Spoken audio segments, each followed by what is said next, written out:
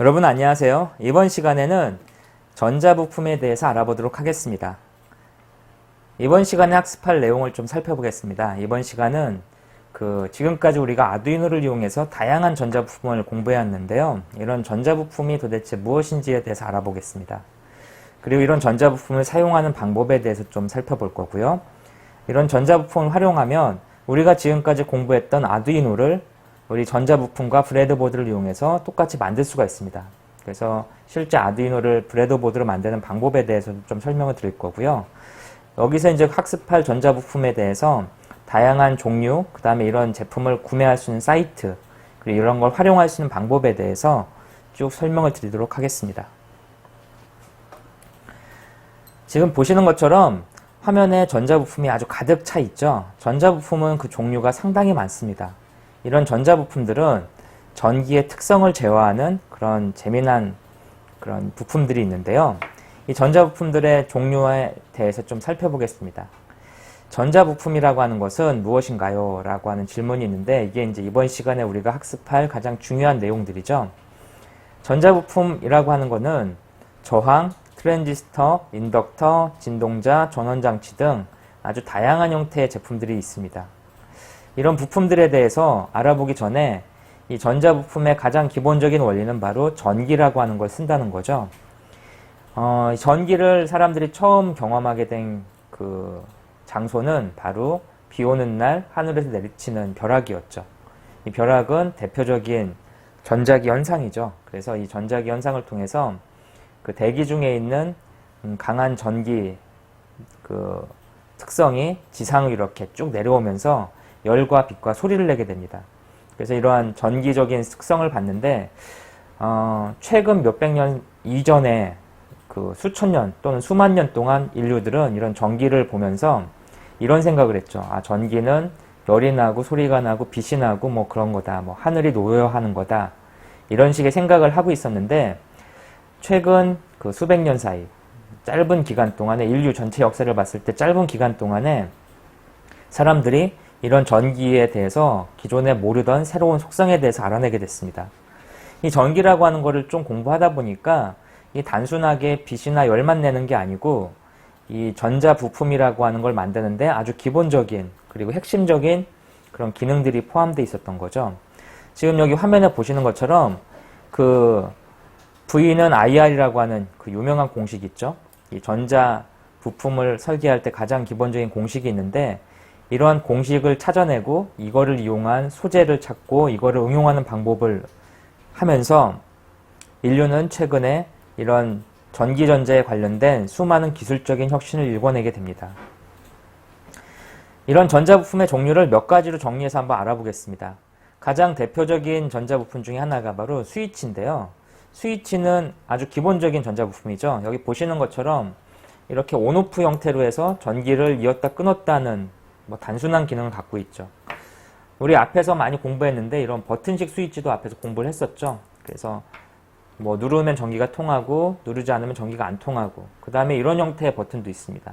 이 버튼은 한번 누르면 전기가 통하게 되고 다시 한번 누르게 되면 전기가 통하지 않는 토글 형태의 그런 버튼입니다. 그래서 스위치는 가장 기본적인 전자 부품이면서 전기를 이었다 끊었다 하는 가장 단순한 작업을 처리하게 됩니다.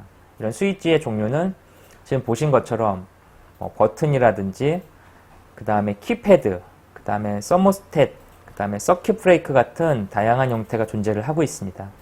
서모스탯 같은 경우에는 전기가 통하게 되면 과전류가 흐르게 되면 이렇게 전기가 자동으로 차단되는, 그래서 온도에 따라서 안쪽하고 바깥쪽에 금속을 다른 걸 붙여가지고 전기를 차단하는 전원 차단 장치에 많이 쓰이는 그런 형태죠. 이런 스위치가 있고 그 다음에 또 하나 전자부품 중에 가장 많은 영역을 차지하는 게 바로 저항입니다. 저항이라고 하는 거는 지금 여러분들이 아마 다양한 저항을 앞에서 이제 공부를 하셨죠. 그래서 저항이라고 하는 거는 전기 에너지가 통과되는 거를 이렇게 방해를 하는 그런 특성을 갖고 있습니다. 그래서 우리 앞에서 이미 많은 저항을 공부를 했었고요. 그 다음에 이런 저항을 이용하면은 좀 더 재미난 속성을 알아낼 수가 있는데, 가장 대표적인 게 바로 여기 보시는 이러한 그 CDS라고 하는 거죠. 이게 그 빛을 감지하는 조도 센서입니다. 이런 조도 센서, 우리가 그 일반적으로 쓰는 수많은 센서들이 대부분 이런 저항값의 변화를 읽어서 그 아날로그의 정보를 추출해내는 그런 구조로 되어 있습니다. 그래서 이런 저항기라고 하는 게 사실 센서류에 상당히 많이 쓰이고 있습니다. 그래서 여기 보는 CDS 같은 경우에는 여기에 이제 광전화가 이렇게 부딪히는 양에 따라서 이 선에 연결되어 있는 이 부분에 흐르는 전기의 저항값이 달라지게 됩니다. 이 달라지는 저항값을 측정해서 조도값을 역으로 환산하는 그런 기법이 바로 이러한 조도 센서의 기본 원리죠. 마찬가지로 온도 센서도 똑같은 원리로 작동을 합니다. 온도 센서도 온도에 따라서 실제 저항값이 바뀌는 것을 이용해서 그 현재 몇 도의 온도를 갖고 있는지를 알아내는 그런 특성을 갖고 있죠. 그래서 그 온도 센서 같은 경우에는 기본적으로 금속마다 그 전기가 흐르는 저항값이 온도에 따라서 바뀌는 그런 구간이 있는데요. 그 부분을 이용하면 온도계를 만들 수가 있는 거죠. 이외에도 습도라든지 또는 그 미각이나 후각 센서, 이런 종류의 다양한 센서들이 이런 전기적 에너지의 그 흐름, 그런 거를 감지해서 처리하는 그런 형태로 되어 있습니다. 그래서 저항기는 아주 다양한 형태로 이렇게 개발이 되고 있고요. 이를 이용한 수많은 센서가 존재를 하죠. 그래서 저항이라고 하는 거는 전기의 흐름의 변화를 감지해서 어떤 걸 처리한다라고 말씀드렸죠. 축전기라고 하는 게 있는데 이게 대표적인 축전기입니다. 그래서 캐패시티라고 부르죠. 이 캐패시티 같은 경우에는 금속판하고 그 다음에 그 전해액하고 같이 이렇게 둘둘 말아 놓은 거예요. 종이에 감싸가지고. 그래서 그 안에 전기를 저장시켜 놓는, 그래서 일종의 그 영어로 배터리라고 부르죠. 일종의 배터리. 그리고 이런 장치는 캐패시티라고 부릅니다. 우리가 일반적으로. 그래서 전기를 일시 저장하는 역할을 해주는 그런 장치입니다. 이 캐패시티 말고도 뭐 축전기라고 해서 전기를 좀 더 대용량으로 저장하는 것들이 있죠. 우리 스마트폰이라든지 또는 자동차에 들어가는 배터리라든지 이런 대용량의 전기를 축적하는 전지가 있습니다. 이런 축전기. 그리고 여기 보시는 것처럼 이런 형태의 그 화학전지, 이런 화학전지도 역시 일종의 전기를 보관하는 역할을 하고 있습니다. 이런 전기를 보관하는 부분에 대해서 이런 축전기를 이용해서 어떤 처리를 할 수 있는 거죠. 그 다음에 이제 인덕터라고 하는 게 있는데요. 인덕터는 아주 간단하게 얘기를 드리면 그 자기력의 변화를 이용해서 어떤 전기적인 특성을 알아내는 그런 기능을 갖고 있습니다. 그래서 대표적인 게 바로 이런 코일이죠. 이런 코일에서 이 코일을 감아놓고 어떤 전기를 흐르게 되면 전기 흐르는 주위에, 코일 주위에 자기력선이 만들어지게 됩니다. 이런 자기력선을 이용하면 아주 재미난 효과를 얻을 수가 있죠. 이런 인덕터의 가장 대표적인 제품이 여기 보시는 모터입니다. 이 전기 모터, 간단한 전기 모터죠. 이 전기 모터는 사실 안에를 뜯어보면은 이렇게 생겨 있어요. 여기 뜯어보면은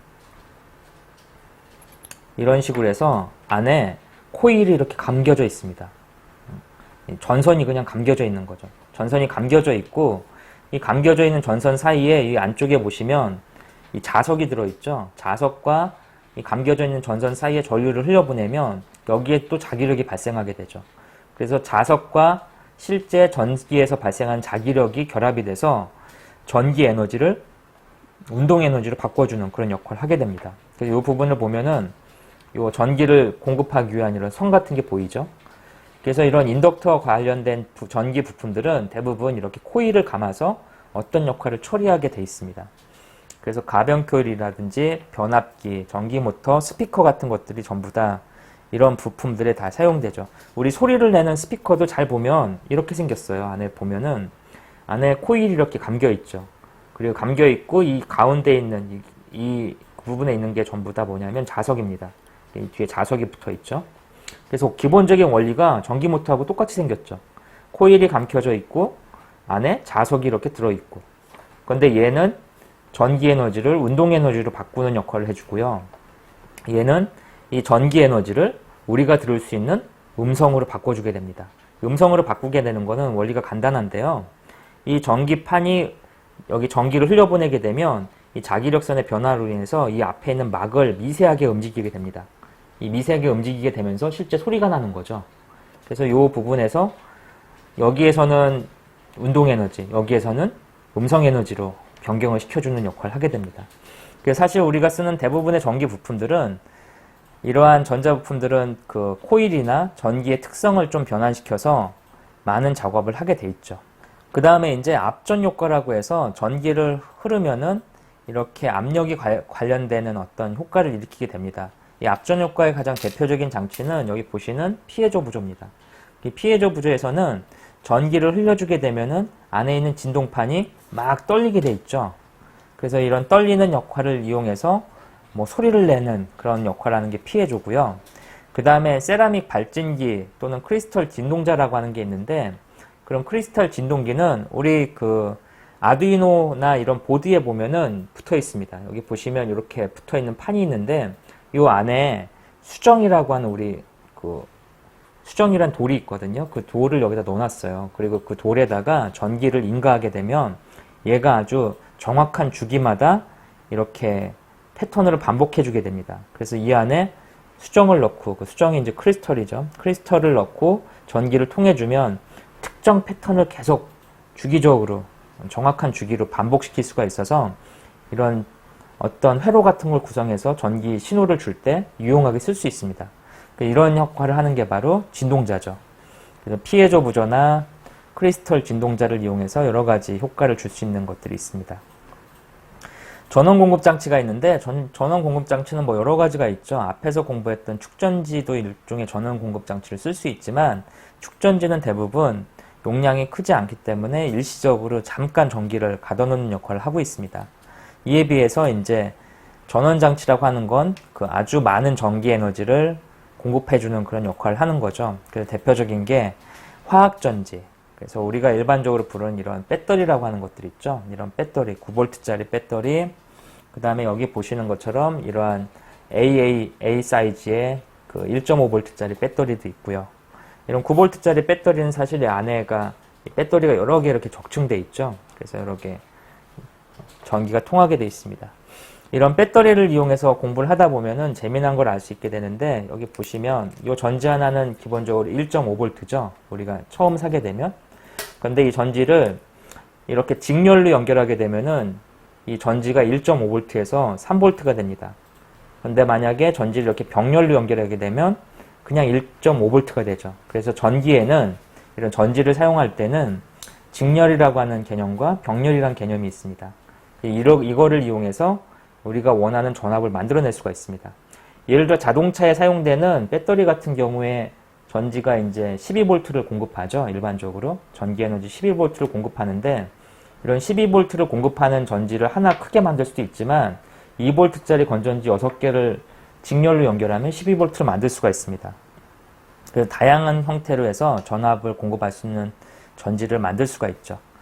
이런 전원 공급 장치는 화학전지나 충전지처럼 이렇게 전기 에너지를 그 소용량으로 저장하는 형태가 있는가 하면 그 발전기처럼 실제 전기를 계속 생산하는 그런 역할을 하는 것도 있습니다. 실제 전기를 생산하는 거는 여기 모터를 보면 아시는데요. 이 모터를 거꾸로 이용하면 전기를 생산할 수 있습니다. 이렇게 모터에다 넣고 자석과 코일을 감아 놓고 여기다 전기를 인가하면 얘가 돌게 되죠. 그런데 반대로 이 모터에다가 이렇게 꼭 똑같이 꽂아 놓고 이 반대쪽에 이쪽을 힘으로 이렇게 돌려주게 되면 이쪽에서 전기 에너지가 나오게 됩니다. 이게 바로 발전기의 기본 원리죠.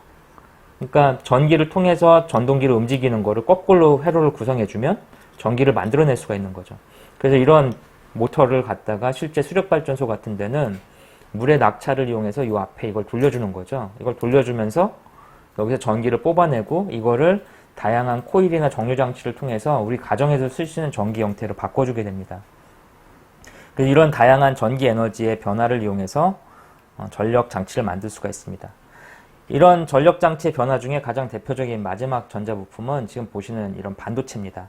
이 반도체는 그 전기가 통하거나 또는 통하지 않거나 이런 어떤 조건에 따라서 전기의 회로를 제어해주는 그러한 특정 능력을 갖고 있는 그 금속들을 쓰고 있죠. 게르마늄이라든지 실리콘 같은 그런 금속들이 있는데요. 이런 걸 이용해서 전기를 제어할 수 있는 수자입니다. 그래서 대표적인 게 여기 보시는 이런 반도체 칩이 있고요. 그 다음에 여기 보시는 이런 다이오드도 일종의 그 반도체죠. 그리고 이런 LED에 들어가는 이 부분 회로도 사실은 일종의 반도체입니다. 그래서 이러한 부품들이 아주 다양한 형태로 쓰이고 있습니다. 전기의 특성에 대해서 좀 더 알아보죠. 전기를 이렇게 여기 보시는 것처럼 연결하게 되면은 여기에 불이 들어오겠죠. 플러스 마이너스 극성이 있어서 그 극성들을 연결해주면 아마 전기가 들어올 겁니다. 아까 말씀드린 저항은 전기의 흐름을 막는다고 말씀드렸죠. 그래서 이렇게 저항을 여기다 연결해주게 되면 이 불빛이 좀 더 약해지겠죠. 이 저항은 아주 다양한 형태가 존재합니다. 그래서 저항이 큰 걸 연결해주면 불빛이 매우 약해질 거고 상대적으로 저항이 낮은 걸 연결해주면 불빛이 밝아지겠죠. 이 캐패시티는 일종의 전기를 저장하는 장치이기 때문에 이 캐패시티의 극을 그 배터리의 극하고 연결시켜줘서 전기를 충전한 다음에 이 충전된 캐패시티를 이렇게 LED하고 결합을 시켜주면 아주 짧은 시간 동안 LED가 켜지게 됩니다. 그래서 이 캐패시티 안에 전기가 충전되는 모습을 알 수가 있고요. 다이오드 같은 경우에는 전기를 한 방향으로만 흐르게 하는 특성을 갖고 있습니다. 그래서 그 전기가 역으로 흐르지 않게 막아주는 그런 역할도 만들 수가 있습니다. 방금 전에 말씀드렸던 것처럼 모터는 그 코일을 감아가지고 자기력을 만들고 이를 이용해서 회전운동, 또 반대를 이용해서 발전기를 만들 수 있는 그런 특성을 갖고 있고요. 이런 반도체들은 전기의 흐름과 흐르지 않는 것을 조건에 따라서 제어하는 그런 특성을 갖고 있죠. 그래서 전자부품을 사용하는 간단한 방법을 알아보겠습니다. 레귤레이터, 조도 센서, 터치 센서를 이용해서 실제 이런 것들을 어떻게 쓸 수 있는지를 한번 알아볼게요. 지금 여기 보시면은 우리가 이제 실험을 할 건데 요 실험하기 위한 레귤레이터를 한번 보겠습니다. 레귤레이터는 지금 보시는 것처럼 반도체의 일종이죠. 트랜지스터라고 하는 반도체의 일종인데 다리가 여기 보시는 것처럼 3개가 이렇게 있습니다. 지금 우리가 수업 시간에 사용할 레귤레이터는 이 안에 7850이라고 하는 번호가 새겨져 있는 레귤레이터인데요. 이 레귤레이터는 외부 전압을 5V로 맞춰주는 역할을 합니다. 이런 5V로 맞춰주는 역할을 하기 때문에 일반적으로 아두이노 보드에 이게 들어있죠. 아두이노의 내부 회로에 5V를 맞춰주기 위해서 이 레귤레이터가 포함되어 있습니다. 이 레귤레이터는 첫 번째, 이 앞에서 보시는 첫 번째 다리가 외부 전원을 인가하는 부분이고요. 그 두 번째 다리가 외부 전원의 음극을 인가하는 그라운드 부분입니다.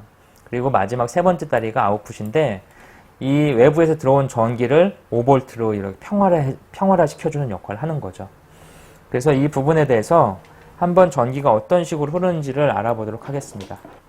지금 9V짜리 배터리인데요. 이 배터리의 전압을 한번 측정해 보겠습니다. 전압을 측정한 장비를 이용해서 실제 이 배터리가 몇 볼트를 출력하는지 한번 확인해 볼게요. 지금 보시면 9.16 정도 나오고 있죠. 새 제품이네요. 이 9.9V짜리 건전지를 이용해서 외부 전원을 한번 넣어 보겠습니다. 지금 보면은 첫 번째 다리에다가 이렇게 전압을 인가하고요. 그 다음에 두 번째 자리에 그라운드, 음극을 이렇게 연결하겠습니다. 이렇게 연결을 해주면 이 반도체 안에서 나오는 전류를 측정할 수가 있는데요. 이 측정한 값을 다시 한번 계측기로 한번 확인해 보겠습니다. 그래서 계측기로 확인을 해보면 그 건전지가 공급하는 9V 전원이 5V로 낮춰졌죠. 그 레귤레이터라고 하는 거는 그 전압을 내가 원하는 형태로 낮춰주는 건 제품입니다. 9850 같은 경우 제품은 5V로 이제 전압을 낮춰주는 역할을 하고 있죠. 계속해서 이제 다른 걸 한번 알아보겠습니다. 이번에는 우리가 조도 센서가 아까 제가 말씀드렸을 때 저항값의 변화를 측정한다고 말씀드렸었잖아요. 이 조도 센서의 저항값 변화가 어떻게 일어나는지 한번 확인해 보죠. 지금 저항값을 측정할 수 있도록 이렇게 세팅을 해 놓고요. 이 값을 확인해 보면 지금 여기에 저항값이 이렇게 나오고 있죠. 지금 앞에 빛이 나와서 이렇게 저항값 생기는데 제가 손으로 이렇게 가려 보겠습니다. 손으로 가리게 되면 값이 변하는 게 확인되시나요? 이 값의 변화를 이용해서 현재 조도를 알아낼 수 있는 거죠.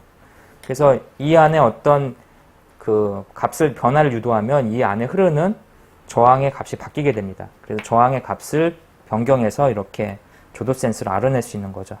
터치 센서는 역시 마찬가지로 여기에 보면은 흐르는 저항 값을 확인할 수가 있는데요. 이렇게 연결해 놓은 다음에 이 안에 터치 값을 눌러주면 이 부분의 값이 계속 변화가 일어나게 됩니다. 그래서 이 값의 변화를 이용해서 센서를 확인할 수 있는 거죠. 이 터치 센서는 일반적으로 위에 어떤 물건이 올려졌을 때 이 값이 변화를 측정하는 그런 센서죠. 그래서 이런 터치 센서도 역시 저항 값의 변경을 이용해서 값을 이용할 수 있는 걸 확인했습니다. 전자부품 활용 및 구입에 대해서 좀 알아볼게요. 지금까지 우리는 전자부품에 대한 종류, 그 다음에 이것들을 어떻게 사용하는지에 대한 가장 기본적인 내용들을 확인해 봤습니다. 이런 전자부품을 이용하면은 우리가 지금까지 공부하고 있는 아두이노를 직접 만들 수도 있습니다. 이런 아두이노를 만들기 위해서는 어떤 부품이 필요한지 한번 보겠습니다. 지금 화면에 보신 이 화면은 그 미국의 스파크펀이라는 사이트에서 판매하고 있는 그 아두이노, 브레드보드를 이용한 아두이노 그 부품들 이렇게 사진 찍은 건데요. 실제 여기에 사용되는 부품들은 우리가 쓰는 아두이노 보드에 사용되는 부품들하고 동일합니다. 그래서 캐패시티, 그 다음에 헤더, 그 다음에 진동자로 불리는 크리스털, 그 다음에 저항, 그리고 마이크로 컨트롤러라고 해서 그 아두이노의 우노에 사용되는 그 칩이 있습니다. 그래서 이 칩을 이용해서 하게 되고요. 레귤레이터는 방금 전에 확인했었죠. 외부 전원을 5V로 평활화시키는 그런 역할을 합니다. 그 다음에 브레드보드, 그리고 LED 버튼, 그리고 9V짜리 외부 전원을 연결해주면 이러한 아두이노 보드를 만들 수가 있습니다. 지금 여기 보시는 것처럼 아두이노 보드는 이렇게 외부에서 전기를 공급해주면 우리가 보는 LED 깜빡거리는 그런 기본적인 회로 구성하는 거 기억나시죠? 그런 거하고 똑같이 이렇게 제품을 만들 수가 있습니다. 그래서 이렇게 LED가 깜빡거리는데 이런 아두이노는 사실 이런 USB 시리얼 커넥트를 이용해서 회로를 연결해주면 이 아두이노 보드하고 똑같은 형태로 사용이 가능한 동일한 아두이노 회로죠. 그래서 이러한 전자부품을 이용하면은 아두이노도 쉽게 만들 수가 있습니다. 이러한 전자부품을 어디서 구매할 수 있을까요? 이 전자부품을 구매할 수 있는 사이트를 몇 군데 소개시켜 드리겠습니다. 이런 메이커들이 주로 많이 사용하는 사이트들이 있는데 먼저 국외 사이트를 좀 몇 개 설명드릴게요. 가장 대표적인 국외 사이트는 여기 보시는 아다프루트라는 사이트입니다. 이 아다프루트에 가면은 여러 가지 아두이노나 메이커에 관련된 수많은 부품들을 확인하실 수가 있죠. 그 다음에 스파크펀이라는 부분도 있고요. 그 다음에 미국의 대표적인 그 전자부품 유통 사이트인 디지키, 그 다음에 엘레멘트 14라는 부분도 있죠. 그 다음에 메이크쉐드라는 부분도 그 사이트도 전자부품을 많이 판매하고 있습니다. 그 다음에 미국의 대표적인 쇼핑몰에서도 역시 전자부품을 구매할 수가 있고요. 알리익스프레스라고 해서 중국 사이트인데요. 이 사이트에 들어가면은 전자부품을 대량으로 싸게 구매할 수가 있습니다. 그래서 이러한 아다프루트, 그 다음에 스파크펀, 알리익스프레스, 아마존, 마우저, 디지키 이런 사이트를 이용하면은 다양한 전자부품을 구매할 수가 있습니다. 그런데 이런 구매하는 전자부품 사이트들은 대부분 해외 사이트이기 때문에 사실은 배송이라든지 환율 문제, 그 다음에 실제 부품에 대한 어떤 AS에 관련돼서 문제가 발생할 수 있기 때문에 가급적 이제 소규모로 구매할 때는 국내 사이트에서 많이 사게 되죠. 그래서 국내 사이트 중에 유명한 데는 디바이스마트, IC뱅크 이런 부분들이 있습니다. 그래서 이런 전자부품 구매 사이트들은 여러분들이 이제 한번 직접 접속하셔서 어떤 물건을 팔고 있는지, 그리고 여기서 어떤 부품을 구매할 수 있는지를 한번 확인해 보시는 게 좋을 것 같습니다. 이러한 구매 사이트들이 있다는 걸 설명드렸고요. 이번 시간에 했던 내용을 한번 정리해 보겠습니다. 이번 시간에는 전기의 기본 속성을 좀 알아봤죠. 우리가 쓰고 있는 전자부품은 전부 전기의 기본 속성을 이용한 겁니다. 전기가 통하게 할 건지 끊을 건지를 이용해서 스위치를 만들고요. 전기를 일시 저장하는 그런 충전기를 만들었고, 이 담아놓은 전기를 가지고 증폭할 건지 낮출 건지 이런 걸 하기 위한 반도체, 그 다음에 이런 전자의 방향을 한 방향으로 흐르게 하는 다이오드, 전기를 평활화시키는 레귤레이터, 그 다음에 각종 저항값의 변화를 이용해서 어떤 주위의 값을 측정할 수 있는 아날로그 센서들, 이런 것들을 만들 수 있다는 걸 좀 확인했습니다. 이런 전자부품을 이용하면은 아주 다양한 회로를 만들 수가 있습니다. 지금까지 우리는 아두이노를 이용해서 각종 센서하고 액추에이터를 연결해서 프로젝트를 진행해 봤는데, 이런 아두이노에서는 기본적으로 핀을 연결하고 그 안에 소프트웨어 프로그램을 작성을 했었죠. 근데 이런 전자부품을 이용하면은 소프트웨어를 작성하지 않고도 아두이노에서 했던 거하고 비슷한 작업을 할 수가 있습니다. 그 내용에 대해서는 다음 강의에서 계속 알아보도록 하겠습니다. 이번 시간에 공부한 내용들에 대해서 여러분들이 좀 정리가 필요한데요. 그 전자부품에 대해서 좀 자세히 알고 싶은 분들은 위키피디아에 접속을 한번 해보시면 좋을 것 같아요. 그 위키피디아 접속하면은 아주 다양한 전자부품에 대한 내용들, 그 다음에 실제 이런 전자부품의 그 회로도에서 어떻게 회로로 기호로 표현되는지에 대한 내용들이 상세하게 나와 있습니다. 이런 부분들에 대해서 좀 관심을 갖고 좀 더 깊숙이 공부를 하다 보면은 여러분들이 이런 아두이노 또는 피지컬 컴퓨팅의 전문가가 될 수 있을 거예요. 그래서 한번 관심을 갖고 한번 확인해 보시고요. 이번 시간에는 우리가 전기의 특성, 그 다음에 전자부품에 대한 내용들을 쭉 살펴봤는데, 이런 전기나 전자부품에 대한 내용들은 사실 공학적으로 상당히 어려운 부분들입니다. 하지만 여러분들이 이제 이런 어떤 메이커로서 이런 아두이노를 이용해서 간단한 회로를 구성할 때에는 깊숙이 이런 내용을 알지 않아도 상관이 없죠. 그래서 이번 시간에는 가급적 오버뷰 형태로 가볍게 이렇게 전기와 전자부품에 대한 내용들을 확인시켜 드렸는데요. 여러분들이 이런 부분들을 바탕으로 관심 있는 분들은 좀 더 많은 공부를 해주시길 부탁드릴게요. 이번 시간은 여기서 마치겠습니다. 수고하셨습니다.